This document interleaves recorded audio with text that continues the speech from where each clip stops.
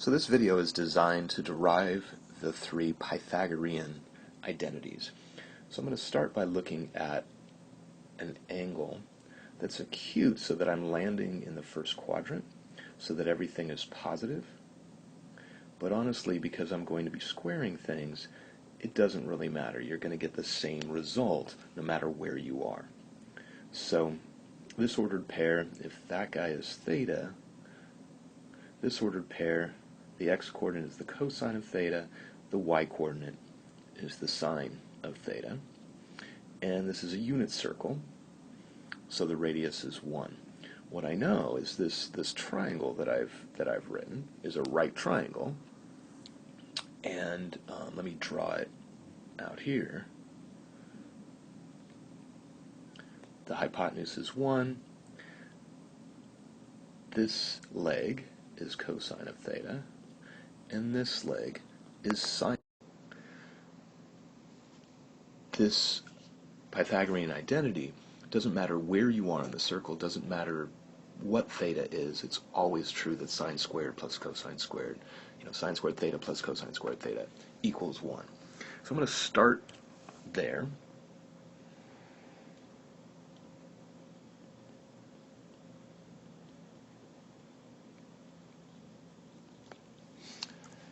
And derive another one. And so what I'm going to do is I'm going to divide both sides of this equation by sine squared theta.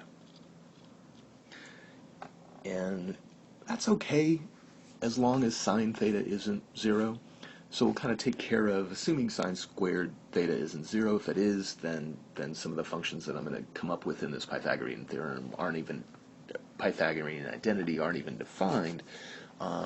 So all right, fine, you're not going to use this at that spot. You'll do something else at that spot. But as long as sine theta isn't 0, I'm going to divide both sides.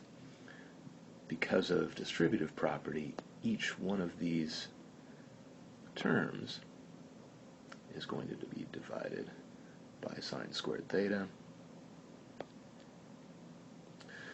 And then I kind of remember that, x squared over y squared in general is the same as x over y squared.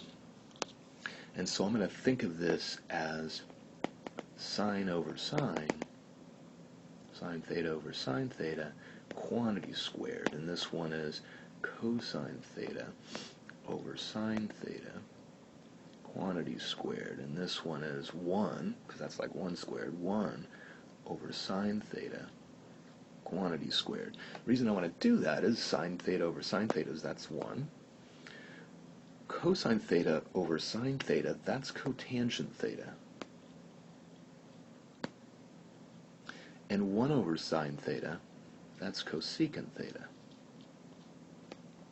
So all of a sudden, if I write this kind of the way that we write the square of these trig functions, 1 squared is 1. Cotangent theta squared we write as cotangent squared theta. Means the same thing, it's just the bottom way is how it's written. And cosecant theta squared is written as cosecant squared theta. There's another Pythagorean identity. There's a relationship that if you know the cosecant of an angle, for example, you can use this equation to solve for the cotangent. So the last of the Pythagorean identities, I'll start again with sine squared theta plus cosine squared theta equals 1, and this time I'm going to divide both sides by cosine squared theta. Again, distributive property, each term gets divided by cosine squared theta. And I'm going to skip a little bit of this. Remember we said, all right, so this is basically sine theta over cosine theta squared, and so that's going to be tangent squared. I'm going to just go straight and go, oh, okay, so sine squared theta over cosine squared theta, because sine theta over cosine theta is tangent. This is just tangent squared theta. Cosine squared theta over cosine squared theta, same over same, that's just 1. And over here, since 1 over cosine theta is secant theta, 1 over cosine squared theta is secant squared theta. And there's the third of the Pythagorean identities. So let's write them all down here at the same spot. So the one we just did was 1 plus cotangent squared theta equals cosecant squared theta.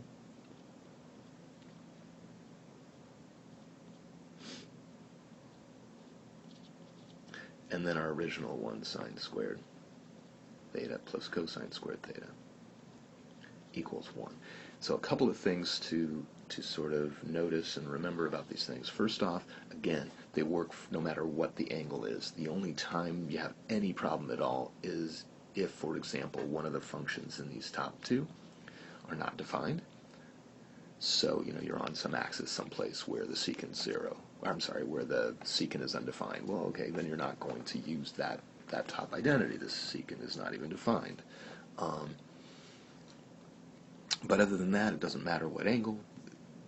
All three of these work. And the other thing is they can be algebraically manipulated. For example, you can say for the second one that cosecant squared theta minus cotangent squared theta equals 1. You can just rearrange them any way you need to and solve for the missing thing that you're looking for. The final thing is that they're not that hard to derive if you just try it a couple of times and you can quickly derive them. Alternatively, if you'd rather memorize them, they're not overly difficult to memorize, because notice that in this form anyway, it's the secant and the cosecant that's by itself, and 1 plus tangent and cotangent. So the only thing you kind of have to remember is, all right, tangent goes with secant and cotangent goes with cosecant.